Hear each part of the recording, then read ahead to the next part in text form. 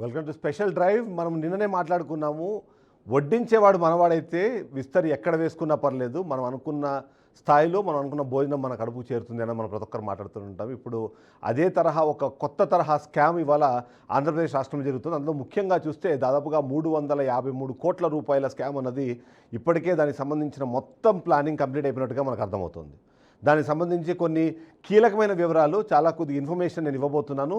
మనం నిన్ననే చెప్పాము, నిన్న చేసింది కేవలం స్టార్టింగ్ మాత్రమే. దీనికి సంబంధించి వరుస కథనాలు ఉండబోతున్నాయి. దీని వెనకాల ఉన్నవాళ్ళు, దీన్ని ముందు నడిపిస్తున్న వాళ్ళు, దీనికి ఫేస్ ఆఫ్గా మాట్లాడుతున్న వాళ్ళు అందరూ కూడా తెరపైకి రాబోతున్నారు. అందులో ముఖ్యంగా చూస్తే ఆంధ్రప్రదేశ్ రాష్ట్రం చూస్తున్నాము. ఆంధ్రప్రదేశ్ రాష్ట్రం విడిపోయిన తర్వాత ఎప్పటికప్పుడు మనం ముందుకు వెళ్ళాలి అంటే, అభివృద్ధి చెందాలి అంటే కొత్త తరహా ఆలోచన చేసుకొని కొత్తగా ముందుకు వెళ్ళాల్సిన అవసరం ఉన్న నేపథ్యంలో మనం ఇన్ఫ్రాస్ట్రక్చర్ డెవలప్ చేసుకునే క్రమంలో ఆ ఇన్ఫ్రాస్ట్రక్చర్ డెవలప్మెంట్నే ఇవాళ ఇన్కమ్కి ఒక సోర్సుగా మార్చుకున్న పరిస్థితి కనిపిస్తోంది. అందులో ముఖ్యంగా చూస్తే విద్యుత్ శాఖ దీనికి కేంద్ర బిందువుగా మారింది అనేది అయితే మనకు అర్థమవుతుంది.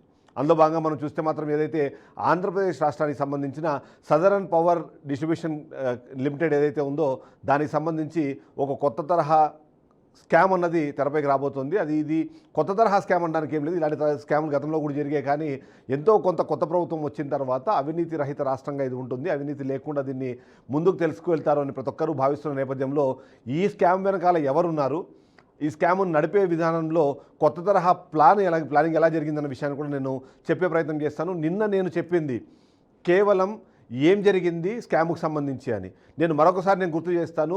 తెలంగాణ, తమిళనాడు అలాగే కర్ణాటక రాష్ట్రాలు, ఈ 3 రాష్ట్రాల్లో గతంలో ఇదే తరహా ఏవైతే ఎలక్ట్రిక్ పోల్కి సంబంధించిన టెండర్లు రిలీజ్ అయినప్పుడు అక్కడ దానికి కేటాయించిన వెయిట్ కానివ్వండి, లేకపోతే దానికి చేసిన చెల్లింపులు కానివ్వండి, వాటితో పోలిస్తే ఆంధ్రప్రదేశ్ రాష్ట్రంలో దాదాపుగా 210% ఎక్కువ కోట్ చేసేలాగా, తద్వారా పెద్ద స్థాయిలో అవినీతి జరిగేలాగా ప్లానింగ్ చేసినట్టుగా మనకు అర్థమవుతుంది. దానికి సంబంధించి నేను నిన్ననే ఇన్ఫర్మేషన్ ఇచ్చాను. ఎందుకంటే ఆంధ్రప్రదేశ్లో కాకుండా తెలంగాణ కానివ్వండి, తమిళనాడు, కర్ణాటక రాష్ట్రాల్లో 2,60,000 రూపాయలకి తయారైన లేదంటే ఇన్స్టాల్ అయిన విద్యుత్తుకి సంబంధించిన టవర్లు ఏవైతే ఉన్నాయో హైటెన్షన్ వైర్లు, అదే ఆంధ్రప్రదేశ్ రాష్ట్రానికి వచ్చేటప్పటికి 5,20,000 నుంచి 5,93,000 వరకు పెంచిన పరిస్థితి మనకు కనిపిస్తుంది.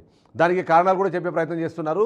అక్కడ కన్నా ఇక్కడ ఎక్కువ స్టాండర్డ్గా ఉండేలాగా ప్రయత్నం చేశాం. అందుకనే 2,200 నుంచి 2,600 కిలోగ్రాములకు సంబంధించిన టవర్ని ఇన్స్టలేషన్ చేస్తే అదే ఆంధ్రప్రదేశ్లో 3,600 కిలోలకు పైగా ఇది ఉంటుంది అన్నది చెప్పే ప్రయత్నం చేశారు. అంటే ఎందుకు ఆ వెయిట్ పెరిగింది, ఆ వెయిట్ పెరిగే క్రమంలో ఆ వెయిట్ పెంచాల్సిన అవసరం ఎందుకు వచ్చింది, దాంట్లో కొత్తగా యాడ్ చేసిన కాంపోనెంట్స్ వల్ల వచ్చే లాభం ఏంటనే దానిపైన ఇప్పటికీ ఏం లేదు. అంతేకాకుండా ఇప్పుడు ఏదైతే మనం చెప్తున్నామో ఆ స్కామ్కు సంబంధించి విస్తుపోయే వాస్తవాలు నేను మీకు చెప్పబోతున్నాను. ఎందుకంటే ఇంకా టెండర్లు, అంటే నిన్న సాయంత్రం 5 గంటలకి టెండర్లకు సంబంధించిన టైం ముగిసింది. ఇప్పటికి ఇంకా టెండర్లు ఓపెన్ కూడా చేయలేదు. కానీ టెండర్లు ఎవరు వేశారు, ఏ స్థాయిలో వేశారు, ఫైనల్గా L1గా రాబోతున్న కంపెనీ ఏంటి, ఆ L1గా వచ్చే కంపెనీ వెనకాల ఉన్న మనుషులు ఎవరు, వాళ్లను సపోర్ట్ చేస్తున్న ప్రభుత్వంలోని పెద్దలు ఎవరు, అంతేకాకుండా ఇప్పటికే ఇందులో ఉన్న అధికారులు కానివ్వండి, గతంలో కూడా దీని మీద పనిచేసిన కొద్దిమంది సిబ్బంది ఎవరైతే ఉన్నారో వాళ్ళందరి వివరాలు కూడా నేను బయటపెట్టబోతున్నాను. ఎందుకు అంటే ఆంధ్రప్రదేశ్ రాష్ట్రానికి సంబంధించి ఎప్పుడూ అభివృద్ధి పదంలో ముందుండాలని కోరుకునే క్రమంలో అవినీతిలో ఎట్టి పరిస్థితుల్లోనూ ఒక్కసారి కూడా ఎలాంటి చిన్న అవినీతి కూడా జరగకూడదని కోరుకునే సాధారణ పౌరుల్లో మేము కూడా ఉన్నాము. బీఆర్కే న్యూస్ ఎప్పటికప్పుడు ఇలాంటిది ఏదైనా తప్పు జరుగుతోంది అంటే దాన్ని ప్రజల దృష్టికి తీసుకొచ్చే ప్రయత్నం చేస్తుంటాం. ఎందుకంటే చాలామంది భావిస్తుంటారు ఏముంది దాంట్లో జరిగిన స్కామ్ అని. కానీ జరిగే స్కామ్ డైరెక్ట్గా సాధారణ వినియోగదారులు, ఎవరైతే విద్యుత్ వినియోగదారులు ఉన్నారో వాళ్ళందరి మీద కూడా ఫ్యూచర్లో భారంగా మారబోతోంది. ఇక్కడ ఏదైతే ఎక్స్ట్రా కొటేషన్ ఇచ్చి ఎక్స్ట్రా కోట్ చేసి ఏవైతే పనులు చేస్తున్నారో దానికి జరిగే చెల్లింపులన్నీ ఆ తర్వాత ప్రజల మీద భారంగా మారబోతున్నాయి. ఇప్పటికే దాదాపుగా 50 నుంచి 60,000 కోట్ల రూపాయలకు సంబంధించిన భారాన్ని ఆంధ్రప్రదేశ్ రాష్ట్ర ప్రజలు భరిస్తున్న నేపథ్యంలో దానికి తోడుగా మరొక 353 కోట్లు యాడ్ అయ్యే పరిస్థితి ఉంది. కాబట్టి దాన్ని ఆపే ప్రయత్నం చేస్తున్నాము. నిజంగానే 353 కోట్లు కావచ్చు, లేకపోతే ఎన్ని వందల కోట్లైనా సరే అది ప్రజలకి ఉపయోగకరమైతే మాకు ఎలాంటి అభ్యంతరం లేదు. కానీ దీన్ని కేవలం అవినీతికి కేర్ ఆఫ్గా మార్చే ఒక్క ఉద్దేశంతోనే ఎలాంటి అనుమతులు లేకుండా మనం నిన్న కూడా చూసాము. వెంకటరామరెడ్డి మనతో పాటు లైవ్లో మాట్లాడారు. ఆయన చెప్పిన ప్రకారము 10 రోజుల క్రితం ఫలితమే మేము దీనికి సంబంధించిన కాస్ట్ డేటాతో కంపేర్ చేసి దాన్ని రిజెక్ట్ చేసాం మేము. ఆ తర్వాత ఎలా టెండర్ వచ్చింది, టెండర్ ఎలా ముందుకెళ్తుంది అన్నది దాని మీద మాకు సమాచారం లేదు అనే విధంగా చెప్తున్న నేపథ్యంలో ఏంటి అసలు ఏం జరుగుతుంది ఆంధ్రప్రదేశ్ రాష్ట్రంలో? ఒక్కసారి గమనిస్తే ఆంధ్రప్రదేశ్ విద్యుత్ శాఖలో భారీ స్కామ్కి తెరలేపుతున్నారు. ఇప్పటికే ఆ దిశగా అడుగులు పడినట్టుగా కూడా తెలిసింది. దక్షిణ ప్రాంత విద్యుత్ సంస్థలో విద్యుత్ టవర్ల నిర్మాణం పేరుతో భారీ కుంభకోణానికి ప్లాన్ చేస్తున్నట్టుగా సమాచారము. ఇందులో చాలామంది ఉన్నతాధికారులు దీంట్లో కీలక పాత్ర పోషిస్తున్నారన్నది నేను చెప్పాను. ఒకసారి దానికి సంబంధించి మనం చూస్తే చాలా క్లియర్గా ఇక్కడ స్కామ్ అన్నదాన్ని చాలా ప్లాన్డ్గా చేశారు. అందుకే ఏపీ విద్యుత్ శాఖలో జరుగుతున్న ఈ స్కాము, జరగబోతున్న ఈ స్కామ్ అన్నది మనకి వచ్చింది. నేను ఏదైతే ముందుగానే చెప్పానో 343 కోట్ల రూపాయలకు సంబంధించిన అవినీతికి దీని ద్వారా స్కెచ్ వేసినట్టుగా పూర్తి స్థాయి మంది దగ్గర సమాచారం ఉంది. మీరు ఎలా అంటున్నారో అన్న దానికి కూడా నేను ఎక్స్ప్లెనేషన్ ఇవ్వబోతున్నాను. మనం చూస్తే ఈ 353 కోట్లు ఏమవుతుంది అని అనే దానికన్నా ధరలు నిర్ణయించకుండానే ఏదైతే టెండర్ ప్రక్రియ ఉందో దాన్ని పూర్తి చేశారు. ఎందుకంటే ఏదైనా సరే ఒక టెండర్ స్టార్ట్ అయినప్పుడు టెండర్ సంబంధించిన ఆర్ఎఫ్పిలో చాలా క్లియర్గా దానికి సంబంధించిన లిమిటేషన్స్ ఏంటి, ఏ కంపెనీలు వీటిలో బిడ్డింగ్ పాల్గొనగలుగుతాయి, గతంలో వాళ్ళు చేసిన ఎక్స్పీరియన్స్ ఏంటి, ఆ ఎక్స్పీరియన్స్ సంబంధించిన కొన్ని పాయింట్స్తో పాటు ఏ ధర, బేసిక్ ధర ఏ ధర ఉండబోతోంది అనే విషయానికి సంబంధించి కూడా ఏదైనా సరే టెండర్ నోటీస్లో ఉంటుంది. కానీ ఇక్కడ మాత్రం ధరలు నిర్ణయించకుండానే టెండర్ అనేది ముగిసింది. అది కూడా నిన్న సాయంత్రమే ముగిసింది. ఈ టెండర్ ప్రాసెస్ మొత్తం ఏవైతే ఉంటాయో సీల్డ్ కవర్లలో వాటికి సంబంధించిన టెండర్ డాక్యుమెంట్స్ని నిన్ననే సబ్మిట్ చేసేసారు. సబ్మిట్ చేసిన తర్వాత ఇక్కడ మీకు దిస్ ఈజ్ ద పాయింట్ మీరు గుర్తుపెట్టుకోవాల్సింది. కేవలం ఈ బిడ్డింగ్ టెండర్ ప్రక్రియలో పాల్గొన్నది కేవలం 3 కంపెనీలు. 3 కంపెనీలు మాత్రమే ఇందులో బిడ్డింగ్లో పాల్గొన్నాయి. బిడ్డింగ్లో పాల్గొనే క్రమంలో కూడా ముందుగానే డిసైడ్ అయిపోయాయి. ఈ 3 కంపెనీలు ఏవైనా డీటెయిల్స్ నేను మీకు ఇచ్చే ప్రయత్నం చేస్తాను. ఒకసారి వాటిని చూస్తే 3 కంపెనీలు ఉన్నాయి. మొదటి కంపెనీ సన్షైన్ కన్స్ట్రక్షన్స్, రెండో కంపెనీ క్రియేటివ్ టెక్నాలజీస్, మూడో company Shri Lakshmi Narasimha Constructions. Sunshine Infra ఏదైతే ఉందో సన్షైన్ ఇన్ఫ్రాకి సంబంధించి అది కూడా బిడ్డింగ్లో పాల్గొంది. కేవలం 3 కంపెనీలు మాత్రమే బిడ్డింగ్లో పాల్గొన్న నేపథ్యంలో మొదటిది సన్షైన్ ఇన్ఫ్రాటెక్ అనే కంపెనీ దీంట్లో బిడ్డింగ్లో పాల్గొన్నది. అంతేకాకుండా ఏదైతే శ్రీ లక్ష్మీ నరసింహ కన్స్ట్రక్షన్స్ అనే కంపెనీ ఉంది, అంతేకాకుండా మరొక కంపెనీ క్రియేటివ్ టెక్నాలజీస్ అనే కంపెనీ కూడా దీంట్లో పార్టిసిపేట్ చేస్తున్న నేపథ్యంలో కేవలం ఈ 3 కంపెనీల నుంచి మాత్రమే, అగైన్ మళ్ళీ చెప్తున్నాను, కేవలం 3 కంపెనీల నుంచి మాత్రమే బిడ్డింగ్ ప్రక్రియలో వీళ్ళు మాత్రమే పాల్గొన్నారు. అలా అని ఈ 3 కూడా కాంపిటేటివ్ బిడ్డింగ్స్ అనుకుంటున్నారేమో. ఒకవేళ మీరు అలా అనుకుంటే మాత్రం మీరు పప్పులో కాలేసినట్టు. ఎందుకంటే ఈ 3 కూడా ఒకరి చేతనే ప్రేరేపింపబడింది. ఆ 3 వ్యక్తులు, ఒకరు కాదు 3 వ్యక్తులు దీన్ని వెనకాల నుండి నడిపించారు. వీళ్ళని వెనకాల నుండి నడిపించే క్రమంలో కూడా కీలక పాత్ర పోషించారు. ఆ 3 పేర్లు నేను ఇప్పుడు రివీల్ చేస్తున్నాను. ఆ 3 పేర్లు మనం గమనిస్తే, ఒకటి రమేష్ రెడ్డి, రామ్ ప్రసాద్, కృష్ణప్రసాద్. ఈ 3 వ్యక్తులే పూర్తి స్థాయిలో ఈ మొత్తం బిడ్డింగ్ ప్రక్రియని కాన్సన్ట్రేట్ చేయడం కానివ్వండి, దాన్ని కంప్లీట్ చేసే ప్రయత్నం చేస్తున్నారు కానివ్వండి. మొత్తం 3 వ్యక్తులు, రమేష్ రెడ్డి, రామ్ ప్రసాద్, అలాగే కృష్ణప్రసాద్. ఈ 3 కంపెనీలని ప్రేరేపించింది, వాళ్ళతో డిస్కస్ చేసింది, ఎవరు ఎంత రేటుకి బిడ్డింగ్ వేయాలి, ఫైనల్గా ఏ కంపెనీకి బిడ్డింగ్ రావాలి, ఈ 3 విషయాల్ని డిసైడ్ చేసింది, డిజైన్ చేసింది, డైరెక్ట్ చేసింది కూడా పూర్తి స్థాయిలో ఈ 3 వ్యక్తులు మాత్రమే. రమేష్ రెడ్డి, రామ్ ప్రసాద్, అలాగే కృష్ణప్రసాద్. వీళ్ళు 3 మాత్రమే ఈ మొత్తాన్ని నడిపించారు. ఈ మొత్తాన్ని నడిపించే క్రమంలో ఎవరైతే మనం మాట్లాడుకుంటున్నామో మరికొంతమంది కూడా కీలకమైన పాత్ర పోషిస్తున్నారు. ఆ కీలకమైన పాత్ర పోషిస్తున్న అధికారులు చాలా క్లియర్గా మనకు తెలుస్తుంది. ఈ మొత్తం టెండర్ ప్రక్రియను మనం గమనిస్తే కేవలం ఈ 3 కోసం మాత్రమే ఇది నడిచిందా, ఈ 3 చెప్పినట్టుగానే నడిచిందా, ఈ 3లో ఏదైతే డిసైడ్ చేసిన ఫ్యాక్టర్ ఉందో దాని ప్రకారమే నడిచిందన్న కూడా చాలామందికి అనుమానాలు ఉన్నాయి. దానికి సంబంధించి కూడా కొన్ని ఎక్స్ప్లెనేషన్ మనం ఇచ్చే ప్రయత్నం చేస్తాము. అంతేకాకుండా ఈ మొత్తం దీన్ని చూసినప్పుడు అధికారుల పాత్ర లేకుండా ఇది కంప్లీట్ అవ్వదు అన్నది చాలామందికి తెలుసు. ఇప్పుడు మనకున్న సమాచారం ప్రకారము దీనికి సంబంధించిన పూర్తి సమాచారం సీఎండి సంతోష్ రావుకి, డైరెక్టర్ ఆఫ్ ప్రాజెక్ట్ ఎవరైతే ఉన్నారో ఆయుబ్ ఖాన్, వాళ్ళిద్దరికీ కూడా పూర్తి స్థాయిలో దీని మీద నాలెడ్జ్ ఉంది. పూర్తిగా నాలెడ్జ్ ఉండడంతో పాటు దీనికి సంబంధించి ఎలా వెళ్ళాలి అన్న విషయం పైన కూడా నేను చెప్పిన 3 రమేష్ రెడ్డి కానివ్వండి, 3కి కూడా డైరెక్ట్ చేసింది కూడా ఈ ఇద్దరే అన్న సమాచారం కూడా మనకు ఉంది. అంతేకాకుండా గత కొంతకాలంగా మనం చూస్తున్నాము, కొన్ని రకాల ఆరోపణలు మనకు వినిపిస్తున్నాయి. ముఖ్యంగా విద్యుత్ సంస్థకు సంబంధించి గత ప్రభుత్వ హయాంలో జరిగిన కొన్ని అవినీతులకు సంబంధించిన డిస్కషన్ కూడా జరుగుతున్న నేపథ్యంలో వీరిద్దరి పాత్ర సుస్పష్టంగా దీంట్లో ఉన్నది. అందులో భాగంగానే ఈ మరో 3 కలిసి కేవలం 3 కంపెనీలతో టెండర్ ప్రక్రియను పూర్తి చేసి ఆ 3 కంపెనీల్లో ఒక కంపెనీకి మాత్రమే టెండర్ దక్కేలాగా ప్లానింగ్ చేసి ఆ టెండర్ దక్కించుకునే కంపెనీ పేరుతో సహా నేను చెప్పబోతున్నాను. ఎందుకంటే నేను అగైన్ అండ్ అగైన్ చెప్తున్నాను, నిన్న సాయంత్రం 5 గంటలకి ఈ టెండర్ ప్రక్రియ పూర్తయింది. 20వ తారీఖు రోజున వీటిని స్క్రూటినీ కోసం ఓపెన్ చేస్తారు. స్క్రూటినీ తర్వాత కేవలం ఒక కంపెనీ మాత్రం ఏదైతే బెస్ట్ లోయెస్ట్ బిడ్డింగ్ ఏదైతే ఉందో దానికి ఈ మొత్తం కాంట్రాక్ట్ని అప్పచెప్తారు. ఆ కాంట్రాక్టు ఎవరికి రాబోతుందో కూడా నేను చెప్పబోతున్నాను. ఇది ఖచ్చితంగా జరిగి తీరబోతోంది. ఎందుకు అంటే మన దగ్గర పూర్తి సమాచారం ఉంది. దీని మీద పూర్తి స్థాయిలో మనము వర్కౌట్ చేసాము.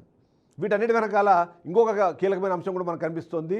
చీఫ్ సెక్రటరీ అలాగే శాఖకు సంబంధించిన ప్రిన్సిపల్ సెక్రటరీ కూడా ఉన్నారు అంటూ కొన్ని వార్తలు వినిపిస్తున్నాయి. ఇదైతే మనకు ఖచ్చితంగా తెలియాల్సిన అవసరం ఉంది. దీని మీద మనం క్రాస్ చెక్ చేసుకుంటున్నాము. దానికి సంబంధించిన ఆధారాలు కూడా మనం కలెక్ట్ చేసే ప్రయత్నం చేస్తున్నాం. ఓవరాల్గా చూస్తే టెండర్ లొసుగుల వెనుక ఈ కంపెనీకి ఏదైతే ఈ డిపార్ట్మెంట్కి సంబంధించిన కీలకమైన అధికారులందరూ కూడా వాళ్ళందరూ కీలక పాత్ర పోషించి దీన్ని ముందుకు నడిపించారు అన్నది మనకు అర్థమవుతుంది. సో ఇదంతా జరుగుతున్న నేపథ్యంలో ఎందుకు ఇంత చేస్తున్నారు, దీనివల్ల లాభం ఏంటంటే దాదాపుగా 210% పెంచి టెండర్లను పిలవడం కానివ్వండి, ఆ పెంచిన రేటుకి వాళ్ళు అనుకున్న వాళ్ళు సెలెక్ట్ చేసిన వాళ్ళు ఏదైతే కంపల్సరీ కంప్లీట్ చేస్తారనుకున్నారో ఆ కంపెనీకే టెండర్ దక్కేలాగా ప్లాన్ చేసిన పరిస్థితి మనకు చాలా క్లియర్గా అర్థమవుతుంది.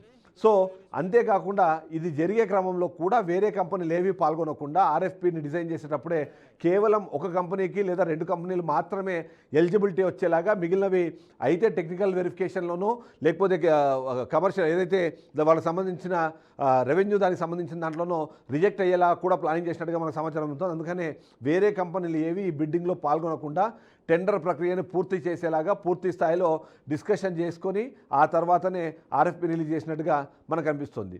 ఎందుకు ఇంత అవసరం ఏముంది అని అంటే, యూజువల్గా మనం చూస్తుంటాము అర్బన్ ఏరియాస్లో ఇప్పటికీ అంటే నగరాలు కానివ్వండి అలాగే పట్టణాల్లో ఇప్పటికీ ఈ మొత్తం ఎలక్ట్రికల్ వ్యవస్థ అనేది అస్తవ్యస్తంగా ఉంది. దాన్ని ఇంకా పూర్తి స్థాయిలో ఆధునీకరించకుండానే, దాన్ని పూర్తి స్థాయిలో రెగ్యులరైజ్ చేయకుండానే ఎందుకు దాన్ని పక్కన పెట్టి మరీ టెండర్ చేశారు. ఈ టెండర్ చేసే క్రమంలో ఎందుకు గ్రామీణ ప్రాంతాల్లో ఉండే వాటి మీద కాన్సన్ట్రేట్ చేయడానికి కారణం ఏంటి? నిజంగానే విద్యుత్ లైన్లకు సంబంధించిన ఏర్పాటు అంత ఆవశ్యకత ఉందా?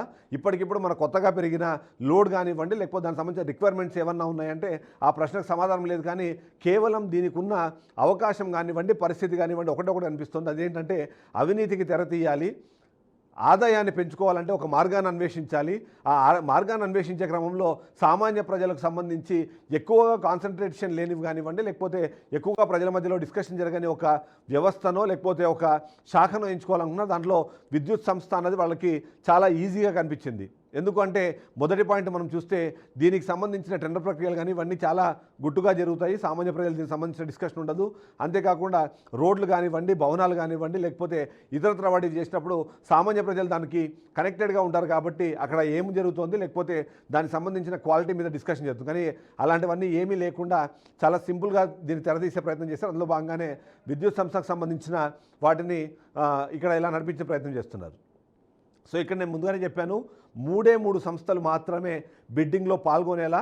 ఈ బిడ్డింగ్లో పాల్గొన్న తర్వాత ఒక కంపెనీ మాత్రమే ఫైనల్గా L1గా నిలబడాలి. ఆ L1గా నిలబడే కంపెనీ ఏదైతే ఉందో మనము ఆల్రెడీ ఇప్పటికే చెప్పిన నెంబర్ ప్రకారము 353 కోట్లకి బిడ్డింగ్ వేసేలాగా, ఆ బిడ్డింగ్ వేసే క్రమంలో కూడా దాన్ని ప్రశాంతంగా వీళ్ళు అనుకున్నట్టుగా దాన్ని నడిపేందుకు అవసరమైన చర్యల్ని చేపట్టిన పరిస్థితి మనకు కనిపిస్తోంది.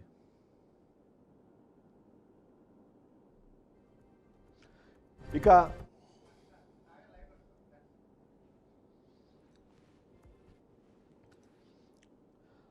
మనం చూస్తున్నాము ఏదైతే ఇంత భారీ స్కాము చాలా సింపుల్గా ఇంకొక వ్యక్తికి తెలియకుండా చాలా ఈజీగా నడిపించే ప్రయత్నం ఎందుకు జరిగింది? దీనికి ఆన్సర్ అయితే మనకు ఆల్రెడీ తెలుస్తుంది. ఇందులో ఏదైతే అవినీతి ఉందో అవినీతికి సంబంధించి. ఎందుకంటే మనకున్న సమాచారం ప్రకారము ఇతరత్ర రాష్ట్రాల్లో ఇప్పటికే కంప్లీట్ అయిపోయిన ఈ ప్రాజెక్టులు మనం చూసినప్పుడు వాటితో కాస్ట్ కంపారిజన్ కానివ్వండి లేకపోతే క్వాలిటీ కంపారిజన్ చేసినప్పుడు ఖచ్చితంగా 200% పైగా పెరిగేలాగా జరిగినట్టుగా మనకు అనిపిస్తుంది. 353 కోట్లలో దాదాపుగా 170 నుంచి 190 కోట్ల రూపాయలు చేతులు మారడానికి అవకాశం ఉన్నట్టుగా మనకు సమాచారం ఉంది. సో ఈ 150 నుంచి 190 కోట్ల రూపాయలు చేతులు మారాలి అంటే పూర్తి స్థాయిలో దీన్ని పర్ఫెక్ట్గా ఎగ్జిక్యూట్ చేయాలనే ప్రయత్నం చేశారు. అందులో భాగంగానే ఇదంతా జరిగినట్టుగా మనకు అనిపిస్తుంది. ఒకసారి మా మా ప్రతినిధి దగ్గరికి వెళ్దాం, ఒకసారి వెళ్దాము. అసలు ఏం జరుగుతోంది, దీనికి సంబంధించి దాని దగ్గర ఉన్న సమాచారం ఏంటి అనేది. సాగర్, మనం చూస్తున్నాము, అంటే చాలా పెద్ద స్కాము, కానీ చాలా ఈజీగా కంప్లీట్ చేయగలిగే స్కాము.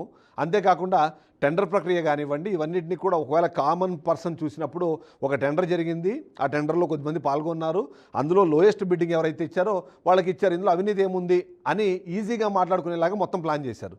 మీరు ఎలా చూస్తారు, మీరు దీన్ని ఎట్లా విశ్లేషిస్తారు?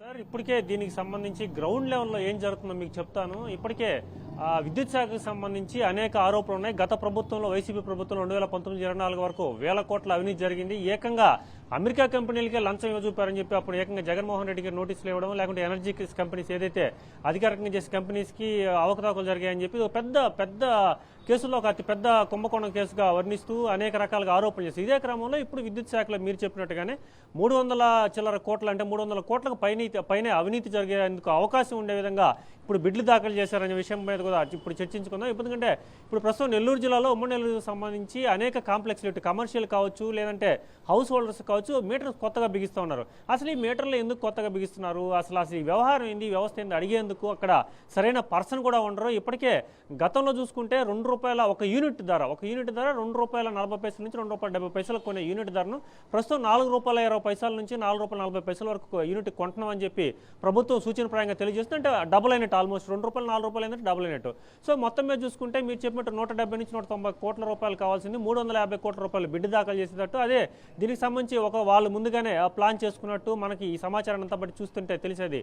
సో మొత్తం మీద ఇవన్నీ పెద్ద వ్యవహారం, పెద్ద కుంభకోణం వ్యవహారంగా మనం చూస్తూ ఉన్నాం. ముఖ్యంగా చూసుకుంటే విద్యుత్ గత 3 నెలలుగా మనం ఎక్కడికి వెళ్ళినా కూడా గ్రౌండ్ లెవెల్ అనేక మందితో కూడా మనం కలుస్తూ ఉంటాం. రైతులు కావచ్చు, అలాగే ఇటు కమర్షియల్ వ్యాపారస్తులు, అన్ని రంగాలు, అన్ని శాఖల వారితో కూడా కలుస్తూ ఉంటాం. వారు చెప్పే మాట ఒకటే మాట, గతంలో 500 నుంచి 600 వచ్చే బిల్లులు ఇప్పుడు ప్రస్తుతం 1000 నుంచి 1200 రూపాయలు వస్తూ ఉన్నాయి. అలాగే ముఖ్యంగా 3000, 4000 రూపాయలు వచ్చే బిల్లులు 10-12 రూపాయలు వస్తున్నాయని చెప్పి అనేక మంది కూడా చెప్తున్నమాట. ఇవన్నీ కూడా ఎక్కడ ఛార్జెస్ పెరుగుతూ ఉన్నాయి, ఎందుకు ఛార్జెస్ పెరుగుతూ ఉన్నాయి? ప్రభుత్వం చూస్తే కూటమి నేతలు కావచ్చు, చంద్రబాబు నాయుడు నేరుగా ఒకటే మాట చెప్పారు. గత ఎన్నికలకు ముందు కూడా ప్రచారాల్లో ముఖ్యంగా ఎక్కడ కూడా కరెంట్ ఛార్జీ పెంచమని చెప్పారు. కరెంట్ ఛార్జీ పెంచే ప్రసక్తే లేదని చెప్పిన తర్వాత కూడా ఇటీవల ఈ విద్యుత్ శాఖకు సంబంధించిన గొట్టిపాటి రవికుమార్ ఎవరైతే ఉన్నారో మంత్రి, కాకినాడలో కూడా పర్యటిస్తూ మన ప్రతినిధి కూడా నేరుగా చెప్పడం జరిగింది, ఎక్కడ విద్యుత్ ఛార్జీలు పెంచడం లేదని. మరి విద్యుత్ ఛార్జీలు ఎక్కడ పెంచనప్పుడు 500 1000 ఎందుకు వస్తూ ఉంది, 4000 8000 ఎందుకు వస్తూ ఉంది? అలాగే ముఖ్యంగా చూసుకుంటే ఈ స్మార్ట్ మీటర్ల పేరుతో అనేక మొత్తం కూడా వ్యవస్థ అంతా చేంజ్ చేస్తూ ఉన్నారు. ఇవన్నీ ఎందుకు చేస్తూ ఉన్నారు, అసలు ఎక్కడ లోపం జరుగుతూ ఉంది? ఇదంతా కూడా మొత్తం కూడా ఒకసారి బేరీజ్ చేసుకోవాల్సి ఉంటుంది. సామాన్యులు నేరుగా కూడా ఎవరిని అడిగే పరిస్థితి ఇక్కడ ఉండదు. ఎందుకంటే విద్యుత్ శాఖ వారిని అడిగితే ఇది ఉన్నతాధికారులు లేదంటే పైన మేనేజ్మెంట్ వారి మీద చెప్తారు తప్ప. సీఎండీతో నిన్నే మనం మాట్లాడే ప్రయత్నం చేశాము. సీఎండీ నిన్న బిజీ ఉన్నాను, మళ్ళీ మాట్లాడుతాను అన్నారు. అదే సందర్భంలో మనము ఏపీఆర్సీకి సంబంధించిన వెంకటరామరెడ్డితో మాట్లాడినప్పుడు చాలా క్లియర్గా చెప్పారు. కాస్ట్ షీట్కి ఇక్కడ ఉన్న రెగ్యులర్ నెంబర్స్కి ఏవైతే ఉన్నాయో ఆ డిఫరెన్స్ అనేది చాలా క్లియర్గా కనిపిస్తుంది అన్నది. నేను ఇప్పుడే సీఎండీ గారికి మరొకసారి మాట్లాడే ప్రయత్నం చేశాను, ఆయనకి కాల్ చేశాను. నిన్నైతే ఆన్సర్ చేశారు, ఇవాళ ఆన్సర్ కూడా చేయలేదు. సో మేబీ ఆయన ఒకవేళ ఈ లైవ్ కానీ ఒకవేళ చూస్తుంటే, సార్ దయచేసి మీరు ఆన్సర్ చేయండి, బికాజ్ ఎందుకంటే మాకు కొన్ని అనుమానాలు ఉన్నాయి, మా దగ్గర కొన్ని ఆధారాలు ఉన్నాయి, దానికి సంబంధించి నేను మిమ్మల్ని కొన్ని ప్రశ్నలు అడగాలనుకుంటున్నాను. నిజంగానే ఇక్కడ ఎలాంటి స్కాము జరగలేదు అనుకుంటే నేను చెప్తున్నట్టుగా ఈ 3 కంపెనీలు కాకుండా వేరే కంపెనీలు ఏమైనా బిడ్డింగ్లో పాల్గొన్నాయా, లేకపోతే నేను చెబుతున్నట్టుగా కేవలం 3 కాకుండా ఇంకా ఎక్స్ట్రా కంపెనీస్ ఏమైనా పాల్గొన్నాయా, దానికి సంబంధించి ఖచ్చితంగా వివరాలు ఇవ్వాల్సిన బాధ్యత మీకు ఉంటుంది. ఎందుకంటే ఈ మొత్తం స్కామ్ ఏదైతే ఉందో, ఈ స్కామ్ జరగాలన్న ప్లానింగ్ జరిగినా, లేకపోతే జరిగేందుకు ఎలాంటి కసరత్తు జరిగినా సరే అందులో మీ పాత్ర లేకుండా జరిగే అవకాశం లేదు అనే విధంగానే సామాన్య ప్రజలందరూ మాట్లాడుకుంటారు. అంతేకాకుండా ఈ బాధ్యత మీలో ఉంటుంది. ఎందుకంటే ప్రజలకు సంబంధించిన డబ్బులని మీరు వాచ్డాగా ఉండి కాపాడాల్సిన బాధ్యత మీకు ఉంటుంది. కానీ మాకున్న సమాచారం ప్రకారం దాదాపుగా 350 కోట్ల రూపాయలు, అందులో 170 నుంచి 190 కోట్ల రూపాయలు స్కామ్ జరిగే అవకాశం ఉందని మా దగ్గర ఉన్న సమాచారం నేపథ్యంలో నేను మిమ్మల్ని ప్రశ్నించాలనుకుంటున్నాను. దయచేసి మీరు ఆన్సర్ చేయండి. నేను మీకు మెసేజ్ కూడా పెడుతున్నాను దీనికి సంబంధించి. ఎందుకంటే నిన్ననే నేను మీతో మాట్లాడాను, దీనికి సంబంధించి కొన్ని ప్రశ్నలు అడగగానే మీరు నేను బిజీగా ఉన్నాను, నేను మీటింగ్లో ఉన్నాను, మళ్ళీ కాల్ చేస్తానని చెప్పి మీరు పెట్టేశారు. సో ఇప్పుడు మీరు ఆన్సర్ చేయాల్సిన బాధ్యత ఉంది కాబట్టి ఒకసారి ఆన్సర్ చేసే ప్రయత్నం చేయండి. ఎందుకంటే నేను మరొకసారి రిపీట్ చేస్తున్నాను, 353 కోట్ల రూపాయల టెండర్ ప్రక్రియలో 170 నుంచి 190 కోట్ల రూపాయలు, 150 నుంచి 190 కోట్ల రూపాయలకు సంబంధించిన స్కామ్ జరిగే అవకాశం ఉన్న పూర్తి స్థాయి సమాచారం మా దగ్గర ఉంది. లేకపోతే ఇంకా బిడ్లు కూడా ఓపెన్ చేయకముందే ఏ కంపెనీలు బిడ్లో పాల్గొన్నాయి, ఏ కంపెనీకి బిడ్ రాబోతోంది, L1గా నిలవబోయే కంపెనీ ఏదన్న దాన్ని నేను ముందుగానే చెబుతున్నాను అంటే మా దగ్గర ఎలాంటి సమాచారం ఉందో మీరు అర్థం చేసుకోవాలి. అంతేకాకుండా ఈ మొత్తం స్కామ్ని కానివ్వండి, ఈ టెండర్ ప్రక్రియని మొత్తాన్ని ఎవరైతే పైనుంచి ఆపరేట్ చేస్తున్నారో, ఎవరైతే దీన్ని ఇన్స్ట్రక్ట్ చేస్తున్నారో, ఎవరైతే దీన్ని ముందుకు ఎలా వెళ్ళాలి, ఎప్పుడు వెళ్ళాలి, ఏ స్థాయిలో వెళ్ళాలన్న దాన్ని కంట్రోల్ చేస్తున్నారో వాళ్ళ డీటెయిల్స్తో సహా నేను చెప్తున్నానంటేనే మీరు అర్థం చేసుకోవచ్చు నా దగ్గర ఎలాంటి ఆధారాలు ఉన్నాయన్నది. ఎందుకంటే ఏదో క్యాజువల్గా చెప్పేయడమో లేదే బట్టలు కాల్చి మీది వేస్తే ఎవరిని వాళ్ళు కడుక్కుంటారని కాకుండా చాలా క్లియర్గా, చాలా కేటగారికల్గా నేను చెప్తున్నాను, విత్ ద ప్రూఫ్స్ నేను చెప్తున్నాను. కేవలం 3 కంపెనీలు మాత్రమే ఈ బిడ్డింగ్ ప్రక్రియలో పాల్గొనేలాగా, ఆ పాల్గొన్న దాంట్లో ఒక కంపెనీకి వచ్చేలాగా, ఆ కంపెనీ పేరు కూడా నేను చెప్తాను, ఆ కంపెనీకి సంబంధించి డీటెయిల్స్ కూడా నేను ఇస్తాను. ఎందుకంటే చాలా క్లియర్గా మనకు అర్థమవుతోంది 3 వ్యక్తులు, రమేష్ రెడ్డితో పాటు మరో 2 వ్యక్తులు దీన్ని పూర్తి స్థాయిలో నడిపిస్తున్నారు. మనకు తెలుసు ఆ విషయం. ఆ 3 వ్యక్తులకు సంబంధించిన డీటెయిల్స్ కూడా నేను ఇవ్వబోతున్నాను. 3 కంపెనీలు దీంట్లో ఎందుకు పాల్గొన్నాయి, ఆ కంపెనీలు పాల్గొనే నేపథ్యంలో వాళ్ళకి ఎవరు ఇన్స్ట్రక్షన్స్ ఇచ్చారు, ఆ ఇన్స్ట్రక్షన్స్ ఎలా ఇంప్లిమెంట్ అవుతున్నాయన్నది మనకు అర్థమవుతుంది. అందులో ముఖ్యంగా చూస్తే సన్షైన్ కంపెనీ కానివ్వండి, క్రియేటివ్ టెక్నాలజీస్ కానివ్వండి, శ్రీ లక్ష్మీ నరసింహ కన్స్ట్రక్షన్స్ కానివ్వండి, ఈ 3 కంపెనీలకు సంబంధించి మన దగ్గర సమాచారం ఉన్న నేపథ్యంలో చాలా క్లియర్గా చెప్తున్నాను. సన్షైన్ ఇన్ఫ్రాటెక్ అనే కంపెనీ కూడా దీంట్లో పార్టిసిపేట్ చేసింది, క్రియేటివ్ టెక్నాలజీస్ అనే కంపెనీ పార్టిసిపేట్ చేసింది, శ్రీ లక్ష్మీ నరసింహ కన్స్ట్రక్షన్స్. ఈ 3 పార్టిసిపేట్ చేసి ఈ 3ని నడిపిస్తున్న పరిస్థితి మనకు కనిపిస్తోంది. ఈ 3 కంపెనీలని కూడా ఆపరేట్ చేస్తోంది, కంట్రోల్ చేస్తోంది రమేష్ రెడ్డి, రామ్ ప్రసాద్, అలాగే కృష్ణప్రసాద్. వీళ్ళ 3 దీన్ని ఆపరేట్ చేస్తున్నారు, కంట్రోల్ చేస్తున్నారు, ముందుగా డిజైన్ చేశారు, డిసైడ్ చేశారు ఎలా ముందుకు వెళ్ళాలి అన్నది. L1గా నిలబోయే కంపెనీ కూడా నేను చెప్పబోతున్నాను, శ్రీ లక్ష్మీ నరసింహ కన్స్ట్రక్షన్ అనే కంపెనీ L1గా నిలవబోతోంది. అతి తక్కువ బిడ్డింగు చేసిన కంపెనీగా శ్రీ లక్ష్మీ నరసింహ కన్స్ట్రక్షన్స్ నిలబడబోతోంది. అందులో భాగంగానే ఇప్పటికే దీనికి సంబంధించిన డిస్కషన్ అన్నది కేవలం ఈ శాఖ వరకే కాదు, ఇప్పటికే ప్రభుత్వంలో ఉన్న ఉన్నతమైన పదవుల్లో ఉన్న వ్యక్తులకి, నాయకులకు కూడా దీని మీద పూర్తి స్థాయిలో సమాచారం ఉంది. అందుకే మిన్నకున్నారు, ఎవరు మాట్లాడట్లేదు. మంత్రి గారికి సమాచారం లేకుండా, ఏపీఆర్సీకి సమాచారం లేకుండా, ఎవరికి ఎలాంటి సమాచారం లేకుండా ఎందుకు ఈ మొత్తం బిడ్డింగ్ ప్రక్రియ మొత్తం కంప్లీట్ అవుతుంది. ఆ బిడ్డింగ్ ప్రక్రియలో కేవలం లక్ష్మీ నరసింహ కన్స్ట్రక్షన్స్ అనే కంపెనీకి L1గా ఎలా సెలెక్ట్ చేయబోతున్నారు, దీనికి డైరెక్ట్గా ప్రభుత్వంలో ఉన్న పెద్దలకి పూర్తి స్థాయిలో దీని మీద సమాచారం ఉంది. ప్రభుత్వ పెద్దలే వెనకాల ఉండి దీన్ని నడిపిస్తున్నారు. ఆ నడిపించే క్రమంలో ప్రజల డబ్బులని ఓవైపు దోచుకోవడమే కాకుండా తర్వాత వాటిని అదే ప్రజల మీద భారంగా మార్చే అవకాశం ఉంది. నా బాధల్లా ప్రజలు బాధపడబోతున్నారు, ఆ భారాన్ని ప్రజలు ఫ్యూచర్లో మోయబోతున్నారు. మీరు సంపాదిస్తున్న ఈ 170 నుంచి 190 కోట్ల రూపాయలు మీ జేబుల్లోకి రావడంతో పాటు మళ్ళీ ఈ డబ్బులని ప్రజల నుంచి కలెక్ట్ చేస్తారు. ఇప్పుడు అవసరం లేని విద్యుత్ లైన్లు ఎందుకు మీరు క్రియేట్ చేస్తున్నారు? ఓవైపు పట్టణాల్లో కానివ్వండి, నగరాల్లో కానివ్వండి, ఇప్పటికీ అస్తవ్యస్తంగా ఉన్న ఆ విద్యుత్ లైన్లను కానివ్వండి, విద్యుత్ సంస్థల్ని కానివ్వండి, వాటిని మంచిగా చేసుకోకుండా ఎందుకు ఎక్కడో గ్రామీణ ప్రాంతంలో, అది కూడా 16 అడుగుల టవర్స్ వేయాల్సిన ప్లేస్లో 19 అడుగుల టవర్లు ఎందుకు వేస్తున్నారు? ఎత్తైన ప్రాంతాల్లో పెట్టాల్సిన టవర్లని మీరు ఎందుకు ఎత్తైన ప్రాంతాల్లో కాకుండా డిజైనింగ్ చేసే ఆ ప్రయత్నంలో డిఫరెంట్గా మీరు ఎందుకు నడిపిస్తున్నారు?